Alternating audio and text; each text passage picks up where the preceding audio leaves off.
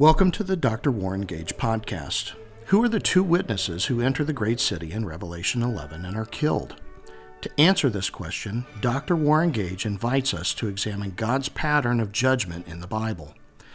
Whenever God brings judgment on a city, he always sends two witnesses into the city and provides a door of safety where his people can be delivered. We see this pattern in the flood narrative, in Sodom, in Egypt, and in Jericho. Each of these stories offer clues to help us identify the two witnesses in Revelation. But ultimately, to identify the two witnesses in Revelation, Dr. Gage believes we also have to solve one of the book's biggest mysteries. What city is the great city described in Revelation? The answer will surprise you. I want to give some thought to who are the two witnesses in Revelation. And I need to give a little bit of background on that. But first I'll read the passage that is in view here. It's Revelation chapter 11, verse 3. And John writes that I will give authority to my two witnesses. Obviously God is speaking. To my two witnesses, and they will prophesy for 1,260 days clothed in sackcloth. 1,260 days is 3.5 years. And they're dressed in sackcloth, which is the dress of mourning. These are the two olive trees and the two lampstands that stand before the Lord of all the earth. And that goes back to other Old Testament scriptures.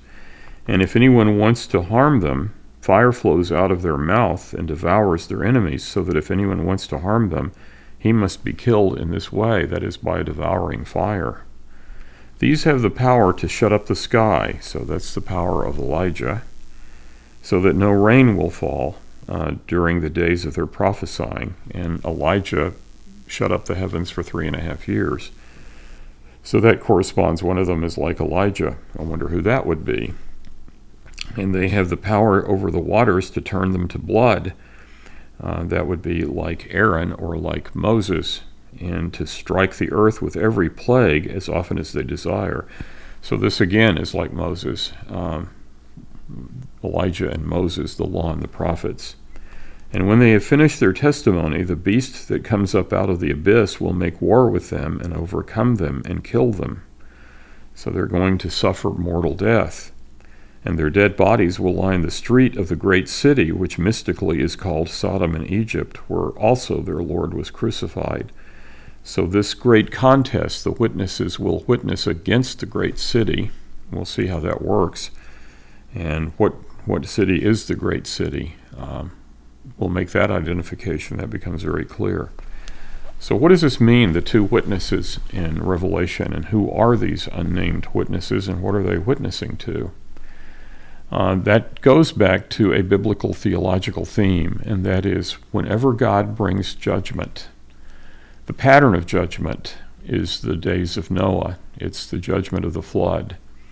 And whenever God brings judgment, and there are many times in the Bible where that scene is replicated, there are two things always in view. One is there will be two witnesses, and there will be a door of safety.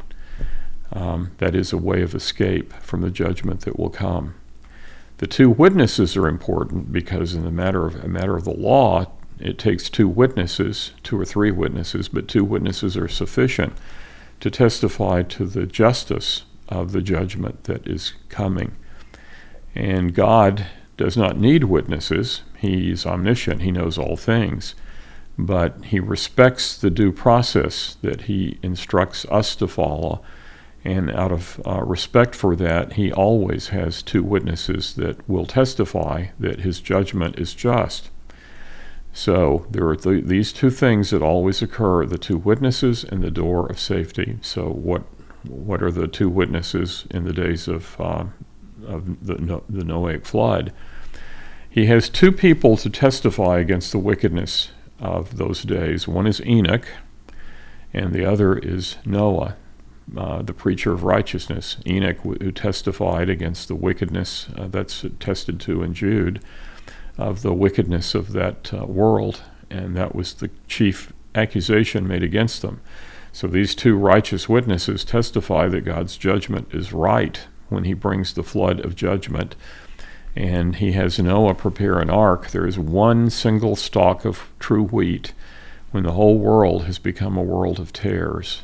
But God's eye of grace singles out that one stalk of wheat. The image comes from Calvin. I think it's beautiful, the insight. He will not recklessly bring calamity and judgment on all, but he will separate out his covenant people.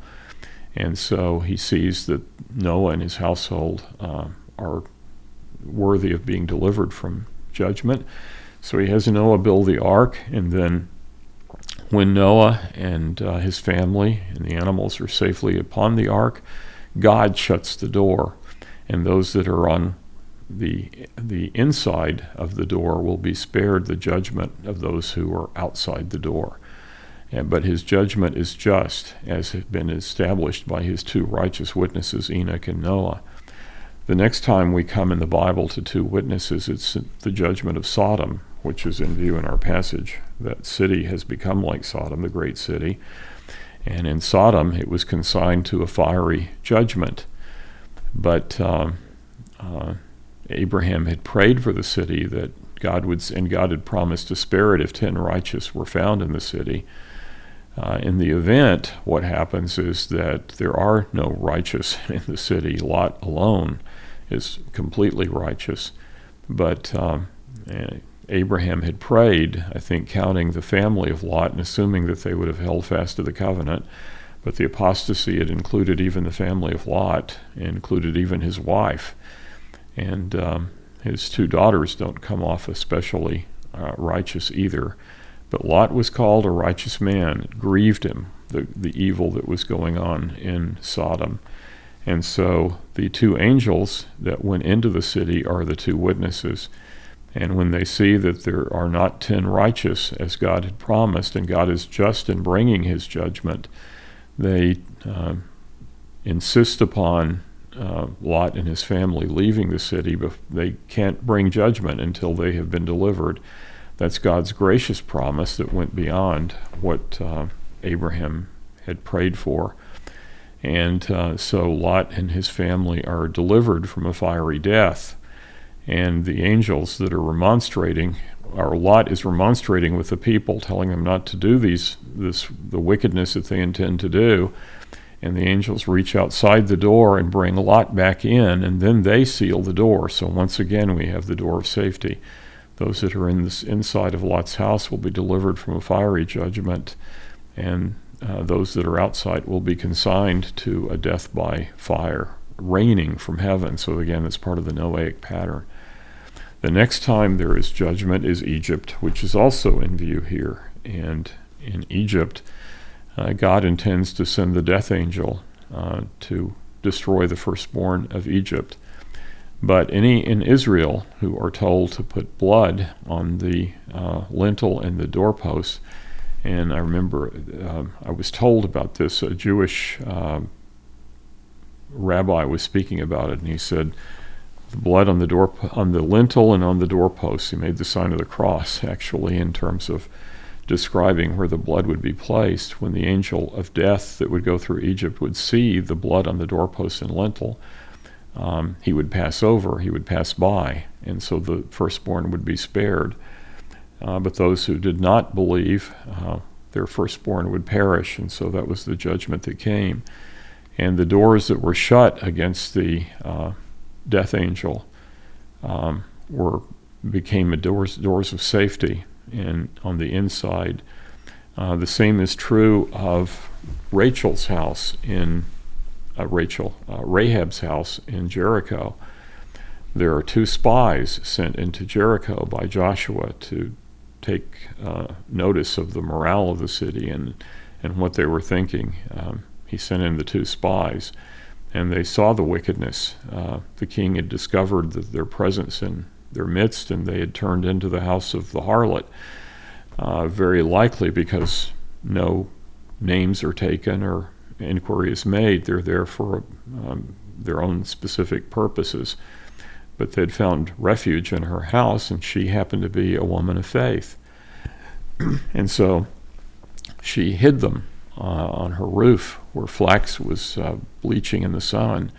And after the 3 days, then they are restored to Joshua. So there's a beautiful picture of the death and burial and resurrection of the righteous. They're buried under the linen flax. They hide for 3 days. On the 3rd day, they are restored to Joshua or Yeshua in the camp. And so they make a covenant with her. She's been cursed by Noah, who cursed the Canaanites. She's also an Amorite, so Moses had condemned her to death. And so she had nothing to commend her. Her lifestyle was an abomination to the Lord. There was nothing to commend her. All that she had was faith. And so she offered to deliver the spies from death and was successful in that planning. Her faith is celebrated in the New Testament for delivering the spies. And they make a covenant with her that those that are inside her door, which is on the wall, will be spared when God gives them the city. But those who are outside, their blood will be on their own heads. So she shuts the door, and when the siege takes place, and then her door, her window marked with a scarlet, her door is the door of safety. And the covenant that's made will trump the curse of the patriarch Noah, and will trump the condemnation of the law of Moses, and she will be delivered because of her faith alone. It's a beautiful illustration of justification by faith alone. And it's a justification that has justified itself by the righteous deeds that she accomplished. That's clear in Hebrews 11 and in James chapter 2, when her faith is compared to that of Abraham.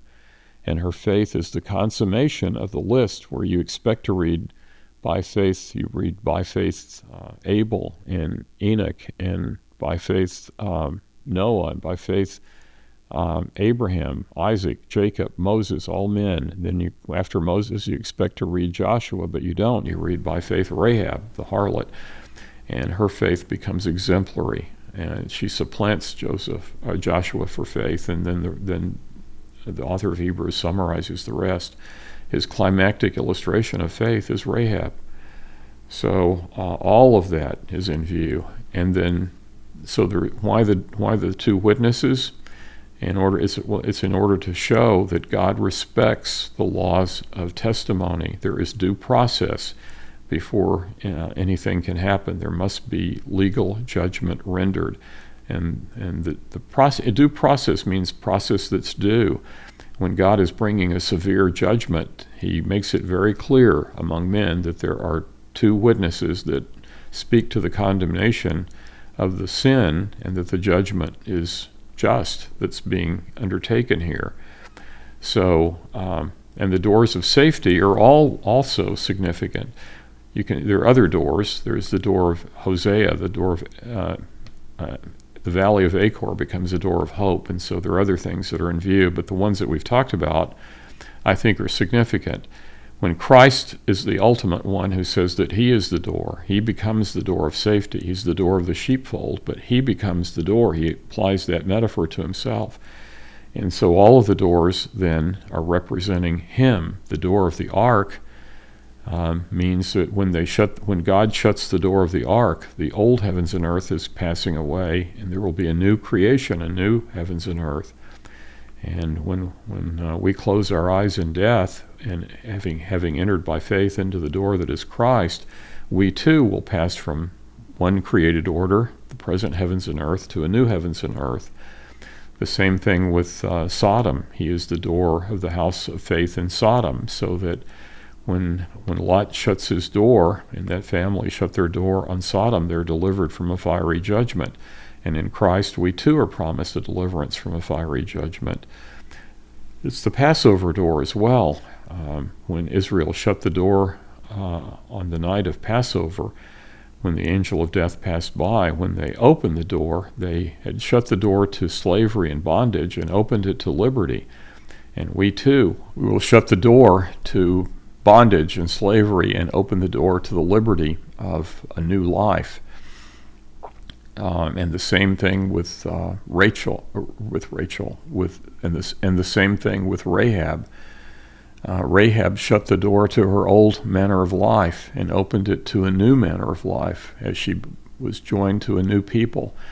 and left her former lifestyle and sought regular marriage and became one of the married into the royal family, becoming ultimately one of the mothers of Christ. So the destiny from one of condemnation to one of incredible, being a royal bride in the line of the Messiah. All of that becomes our destiny as well. So with that background then, let's take a look again at this passage. So it says, I will grant authority to my 2 witnesses, and they will prophesy for 1,260 days clothed in sackcloth. Well, who are the 2 witnesses? We have to identify what is the great city first. So these are the 2 olive trees and the 2 lampstands that stand before the Lord of all the earth. So they're compared to the olive trees that feed the fire of the lampstand. And so if anyone wants to harm them, fire flows out of their mouth to devour their enemies. Ultimately, they will be attacked, they will suffer mortal death, but ultimately God will vindicate them. And so if anyone wants to harm them, he must be killed in this way. So as the ones who are opposing them want to harm them, in a similar fashion, they will themselves be destroyed. These have the power to shut up the sky so that rain will not fall during the days of their prophesying, and they have the power over the waters to turn them to blood, and to strike the earth with every plague as often as they desire. So they have the power of Elijah and Moses, is the idea. And when they have finished their testimony, the beast that comes up out of the abyss will make war with them and overcome them and kill them. They have tremendous power, and ultimately they will suffer mortal death. So we have to identify them by that. And their dead bodies will lie in the street of the great city, which is mystically called Sodom in Egypt, where also their Lord was crucified. This is the verse that dispositively gives us the identification of the great city, Babylon. It's called Babylon, but what city is it? It's not Babylon. There are those literalists who want to take it literally, but that approach runs shipwreck here at verse 8 of chapter 11. The city that is spiritually called Sodom in Egypt, that is, it's characterized by the sins of Sodom and Egypt, and receives the judgment when the vials are poured out of judgment. Then they're like the plagues of Egypt, and when finally the city is burning on its tail, it's like Sodom. What is that city? That city is the city where their Lord was crucified. What is that? That is Jerusalem. There is no way around this verse. It is dispositive, as I said. The city that's in view here, it's called Babylon, but it's actually Jerusalem. Why is it called Babylon? Babylon was one of the 2 cities that destroyed the temple in Israel. Babylon destroyed the temple of Solomon.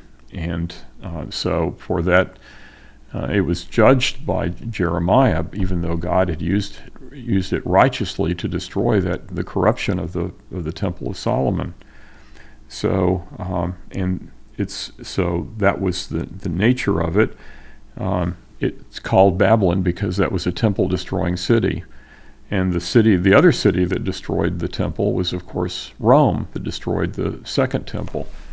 So what city is it? It's called Babylon because Babylon is the temple-destroying city when Revelation is written. Rome has not yet destroyed the second temple, but it will. And in that sense, it too will become a kind of a Babylon. But the city that destroyed the true temple, that was not under judgment, was Jerusalem. And I'm speaking here in Johannine theology. It goes back to when Jesus begins the cleansing of the temple, and he commands the religious leaders, destroy this temple, and he was speaking of the temple of his body, and in 3 days I will raise it up. So the significance of that is his body would be destroyed, but on the morning of the resurrection, the stone that the builders had rejected would be raised from the earth to become the cornerstone of the spiritual temple, the third temple, the eschatological temple, the eternal temple of God. And the apostles developed that, Paul especially. We become living stones gathered together and fitted together to make a house for the dwelling of God himself. The Shekinah will dwell in our midst. That's the prophecy. That's the only prophecy of a resurrected temple for Israel. There is no prophecy of a resurrected physical temple unless it's an abomination, because the true temple is the temple of which Christ is the cornerstone, that Christ is building and has been building since the first century. So if this is Jerusalem then who are the two witnesses? Because God brings that tremendous judgment via Rome, the Roman legions, on to Jerusalem. Jesus warned the people, when you see the eagles gathered together, and I suspect that what has in view are the eagles, who were the symbol of the Roman legions. When they set their siege against Jerusalem, they're going to be eagles all around, anticipating its judgment. He says, Jesus warns the church to flee from Jerusalem and not to look back. Don't look back to the old economy. Don't look back to the sacrificial system and all of that, the messianic expectation. He says, remember Lot's wife. Well, Lot's wife looked back. They're not to look back. They're to look forward. There's going to be a new temple built, and Christ is already at work building it, and had been by that point for 40 years already. And the judgments that fell on it recalled the judgments of a plague. So then who are the two witnesses? I think the two witnesses are significant. We're told that when judgment comes on Babylon, the voice of the bridegroom and the bride will no longer be heard in that city. The bridegroom is Christ, and the bride is the church, and no longer will they find residence in Jerusalem. They will be outside of the city. They will be gone from the city. The spirit of prophecy will be gone from the city. All of that is in view. So it seems that the two most likely candidates for the witnesses in Revelation are the ones who testified against them before Christ became the door of safety, and that would be then John the Baptist and Jesus himself. So the witnesses that were given to testify about the wickedness of Jerusalem, John the Baptist remonstrated against the wickedness of the temple when the religious leaders came down to the Jordan to see what he was up to. And they asked him if he was Elijah, so he sounds much like one of these witnesses. He was dressed like Elijah. He came in the spirit and power of Elijah. And he looked at them in the spirit of prophecy, the religious leaders, and said, "You brood of vipers, who warned you to flee from the wrath to come?" He knew that his cousin was the seed of the woman, the virgin-born seed of the woman. And so he knew that the great contest was at hand, because the seed of the serpent were there, ready to strike, and the seed of the woman was there, who would be smitten in order that his people might be freed. So John the Baptist, I think, and he's called a great light, but in John 5:35, Jesus says of John the Baptist that he was a bright and shining lamp, bright and shining light. And in John 8:12, Jesus himself is the light of the world. So you couldn't have two greater witnesses that show the magnitude of God's mercy in sending two witnesses of such character, his own son, and the greatest man born of woman, to witness against the wickedness of Jerusalem, to make the judgment that fell upon that city, to render it righteous and just. And so it seems to me that pattern fits beautifully in terms of identifying the two witnesses. And God then is establishing his righteousness because he followed every aspect of due process. He didn't just condemn Jerusalem, but Jerusalem condemned itself. And the judgment that was brought upon that city in AD 70 was final and was complete and utterly just in the way that it fell. But there was mercy. Those who fled were delivered. And so God is no respecter of persons. And anyone who wants to appeal to him for mercy can find that Christ is the door of safety whenever judgment is brought upon the earth. And however judgment is brought upon the earth, Christ, the door of the sheepfold, invites all to come into the fold. There will be one flock. There are two flocks. There will be one flock and one shepherd. And that is the glory of the gospel. Thank you for listening to the Dr. Warren Gage podcast. If you enjoyed this message, please be sure to like and subscribe to one of our channels so that you never miss an episode. We'd appreciate it if you could also leave us a review. You can find us on drwarrengage.com, YouTube, Apple Podcasts, and Spotify.